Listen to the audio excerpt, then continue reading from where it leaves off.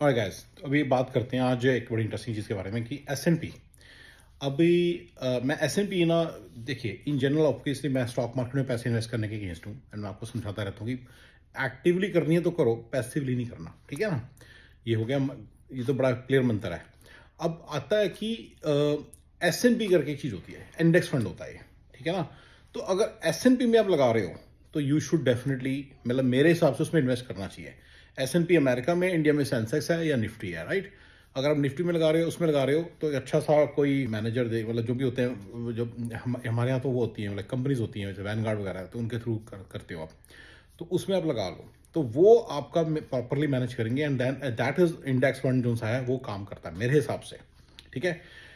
मैं इसकी जस्टिफिकेशन करने के लिए आपको स्टैट्स देता हूँ और आप उसको सब अपनी खुद भी रिसर्च करिए, ठीक है ना। ये ना मेरे हिसाब से S and P. Even sometimes even Indian real estate को भी ये बीट करता है मेरे हिसाब से, ठीक है। बट चलिए एक एक करके बताते हैं। आप ना एस.एन.पी. को किस तरह से करो कि जब लास्ट टाइम क्रैश हुआ था ना, उसके पहले जब हाई थी मार्केट, 2008 में हुआ था ना बड़ा क्रैश, तो 2008 में उसके पहले जो हाई थी मार्केट उसको पकड़ लो आप, यानी कि मार्केट हाई है उसको आप पकड़ लो।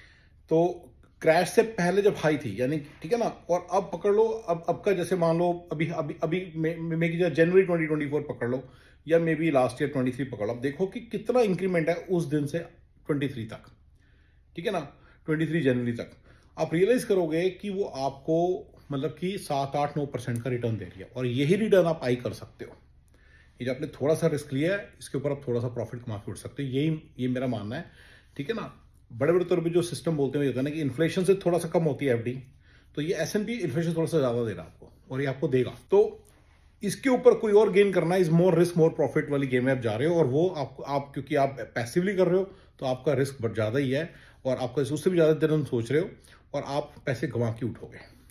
या तो आप इसको पूरा एक्टिवली करो, बैठ के सवेरे सवेरे टर्मिनल पे करो, वो तो फिर अलग चीज होगी, फिर वो एक्टिव इनकम होगी, फिर आप बाकी जो में पैसे जो कमा रहे हो वही कमा पाओगे, ठीक है ना।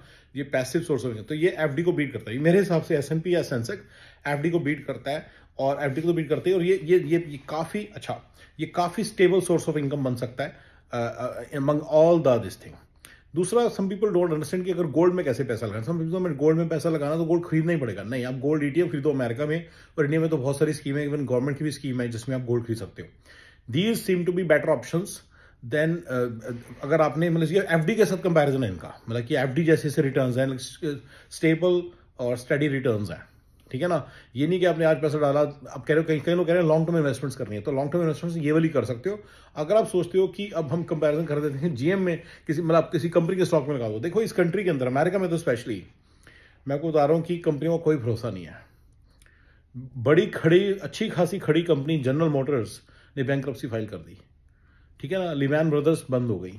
इंडिया में पता नहीं क्या है कि बंद नहीं होती कम से कम कंपनियां, वेल सत्य में बंद हो गई, बंद भी हो जाती हैं छोटी कंपनियां। छोटी कंपनी की बात नहीं, बात हो रही है बड़ी एस्टैब्लिश में डालो, लॉन्ग टर्म इन्वेस्टमेंट मतलब बड़ी में डालोगे ना, यहाँ पे खड़ी खड़ी बड़ी बड़ी कंपनियां बंद हो जाती हैं, मेरा ये पॉइंट है। और इसलिए आप थोड़ा सा डर के रहो इस चीज से। यहाँ पे लॉन्ग टर्म इन्वेस्टमेंट अमेरिका के अंदर स्पेशली बहुत परेशान कर सकती है आपको। लॉन्ग टर्म इन्वेस्टमेंट इमीडिएटली नहीं जाएगी, वो लॉन्ग टर्म की इन्वेस्टमेंट है, तो लॉन्ग टर्म ही रिस्क है, और लॉन्ग टर्म ही वो सारा पैसा ले जाएगी, ठीक है ना। तो मेरे को एस.एन.पी. ठीक लगता है, और अमेरिका के अंदर, इंडिया में सेंसेक्स या निफ्टी वगैरह, ठीक है ना।